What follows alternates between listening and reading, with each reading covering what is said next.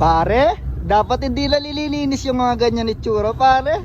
Siyempre, ginagamit yun. Saka baka matito na yung iangkas ko na ba? Pare, chicks lang yata iangkas mo dyan. Sumbong kita kay Mari ko. May nakikita ka ba po ng red line? Oh, Wala ka naman nakikita ng red line.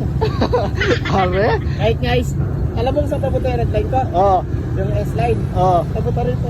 Uy, dahil na. Sabi niya guys. Dapat di na talaga lilininis yan eh. Kailangan para hindi ka na nga po dito sa madami pa yung motor mo. Mukhang maganda yung iangkas mo mamaya. Ah, Kumbaga kailangan lang natin siyempre maraming chicks mamaya doon sa palig. chicks? Ako na eh. Chicks no? Pero alam mo ba? Oh. Mio talaga yung mapanikwa. Uy, Mio? Hindi ha? Mio. Hindi, pare.